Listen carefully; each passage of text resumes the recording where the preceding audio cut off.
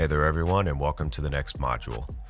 For this one, I'd say it's probably another element that really hits home for most likely all of us, because as many other discrepancies as we have with ourselves, we also have a discrepancy with this one. This one is going to address us trying to navigate through our conscience when it comes to truth, lies, opinion, and hearsay. What I have noticed, especially in myself, is sometimes we have a tendency to lean towards one or the other, depending on which one is convenient for us at the time. And this is a problem, and the proof is right in the world and in our history as human beings. So let's get started. So first off, let's look at the definition of truth. The quality or state of being true. So let's look at the definition of the word true. Being in accordance with the actual state or conditions. Conforming to reality or fact. Not false. So the truth has a relationship with reality. Now let's take a look at the definition for the term lie. A false statement made with deliberate intent to deceive, an intentional untruth. There it is, in plain sight. Opinion. Let's look at that definition. A view or judgment formed about something, not necessarily based on fact or knowledge. So as we can see here, by its own definition, opinion is not the same as truth. And many of us, if not all of us, have to be careful with this because sometimes we either try to force our opinion to be truth, or we think that if an opinion is spoken about enough and accepted among general society, that somehow then that gives it validity. But that's not the case. Now let's look at the definition for hearsay. Information received from other people that one cannot adequately substantiate. It also defines it as a rumor. So, with these definitions now specified, we need to be very careful with the information that we receive, and we need to study it, therefore, under the moral compass to determine whether or not it is true, or it's a lie, it's an opinion, or it's hearsay. And when it comes to social vigilance, truth is always what we should be looking for. If we are going to bring our communities back into a safe atmosphere, we cannot base that construction on lies, opinions, nor hearsay. We must structure it on the truth. But unfortunately in society, we have compromised. And the acceptance of lies, opinion, and hearsay as truth and facts is probably one of the most reckless decisions we can ever make for ourselves and in our community. Why are these elements accepted? One clue I found: the participant or participants are benefiting from them. They're benefiting from those lies, those opinions when they're accepted, and the hearsay. They're benefiting from them. Some are not interested in the truth, but rather gaining what they want regardless of whether or not it's right or wrong. They will challenge the merits of truth and even demand what truth actually is. And no matter what merits are presented, they will always continue questioning. And when we engage in the mentality of only accepting lies, opinions, and hearsay just to get our way, then oftentimes the only time we will challenge these elements is when we are the non-prevailing party. So when someone else lies to us, when someone else expresses an opinion about us, or when someone addresses hearsay about us, and it doesn't benefit us, only then will we challenge it. But when we benefit from those things, it's not a problem then. And we will pull out everything we can in the books to try to justify it. We will have labeled ourselves as selfish, egotistical, and basically labeled ourselves as hypocrites. In that kind of mindset of accepting lies, opinions, and hearsay, are we not delusional? And what's the definition? Characterized by or holding idiosyncratic beliefs or impressions that are contradicted by reality or rational argument, typically as a symptom of mental disorder. Now, as disturbing as this definition is, we don't have to be this way. Now, sure, there are some medical conditions that cause it, but for those of us who are still in good health, if we have the option not to be this way, why not take it? So, cautions to consider. One statement I hear often is, truth hurts. Why is this? In my experience, the truth only informs about the facts of something or a situation.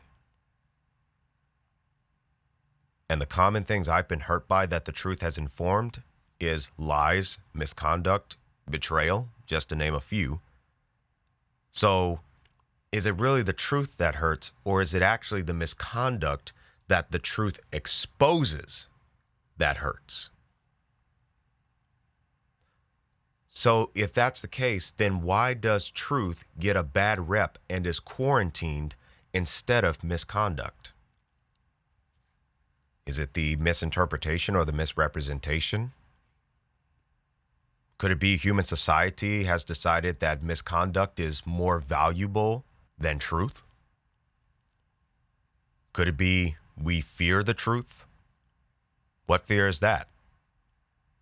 Could it be the fear of it exposing ulterior motives? Could it be the fear of it jeopardizing malicious agendas? Could it be that it corrects the lies presented? So could it really be that we fear the truth simply because it exposes the evil within us? And the liabilities of relying on lies, opinions, and hearsay only. Moderate to severe paranoia or anxiety. Fear of getting caught or found to be incorrect over time. And these can lead to things such as insomnia, high blood pressure, increased weight, maybe even post-traumatic stress disorder, depending on how catastrophes occur based on this. So common strategies of persuasion to the terms of lies, opinion, and hearsay, and even sometimes truth. So let's look at the term persuasion. The action or fact of persuading someone or of being persuaded to do or believe something. Now let's look at persuade. To cause someone to do something through reasoning or argument. Now, the word argument may sometimes have a negative viewpoint to it, but it may have a positive viewpoint to it as well. So in the positive sense, it's usually related to presenting truth. But never try to force someone to consider the truth. Share the information, then let them decide. Never taunt the individual if they ever come forth and say, you are right. Encourage them. What is taunting? Intended to provoke someone in an insulting or contemptuous manner. You're going to discourage them by doing that. No one wants to be treated that way. Not even we want to be treated that way. So let's knock it off with the taunting. Congratulate them. Celebrate with them. And the negative portion makes things sound good and enticing, but the liabilities usually are downplayed or neglected. Another strategy, pressuring or coercion to consider a statement based on opinion or hearsay as truth. What is coercion?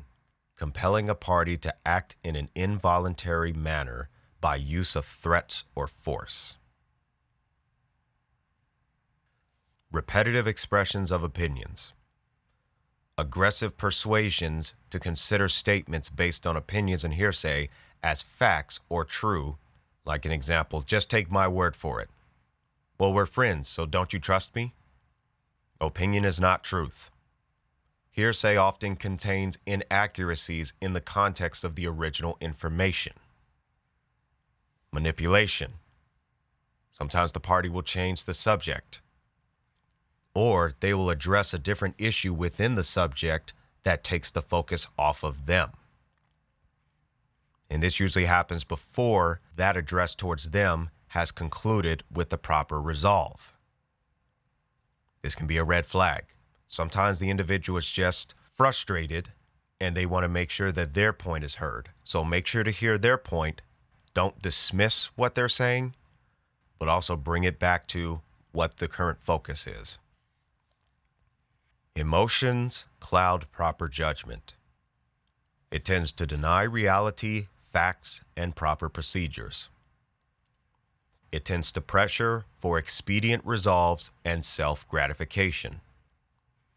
One of the biggest red flags, being challenged of neglect. In other words, not taking the situation seriously because you're not doing what they want. Sometimes different strategies yield the same solution, but in more efficient mannerisms. But if it's not the exact way they want, they will classify any other means, even though they are better methods, as neglect. Watch out for this. Hypocrisy.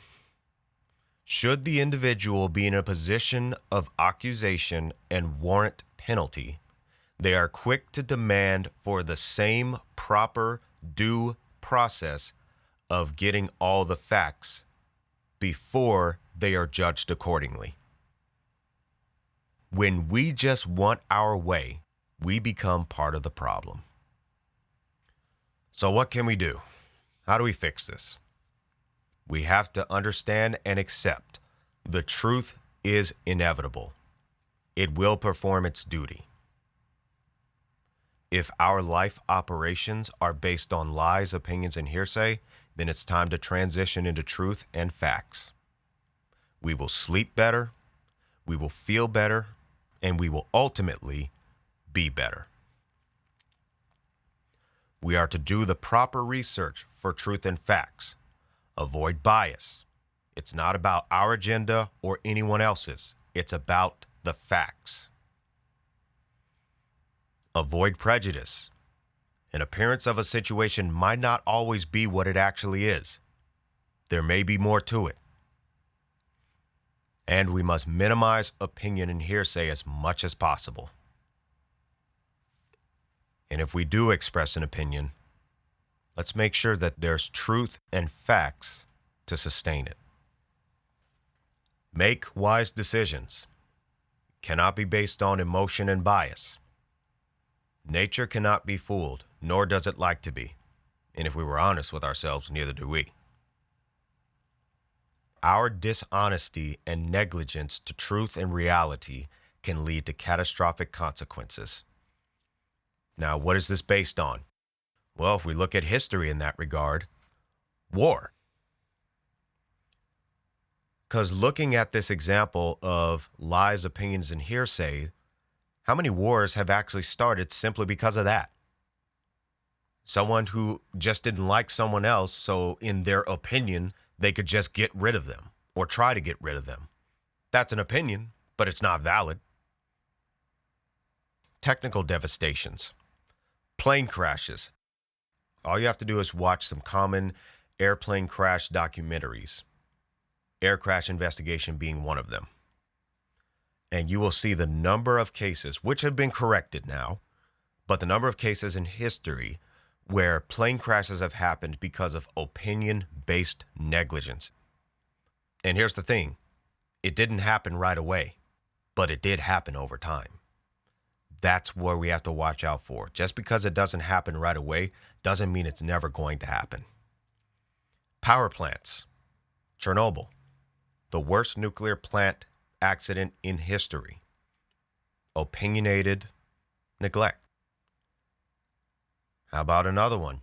Maybe space vehicles, particularly the Space Shuttle Challenger. Opinionated negligence. The manufacturer tried to recommend to NASA not to launch at cold temperatures because the sealants would not work right. But according to the reports, NASA wanted undeniable evidence that it would fail because they wanted to stay on their launch schedule. Well, it did launch, but it didn't make it into space. Because although it did not completely fail, the joint sealant failed enough to allow hot gases to escape and rupture the structure, to which caused the massive explosion. And that's what we have to be careful of, folks.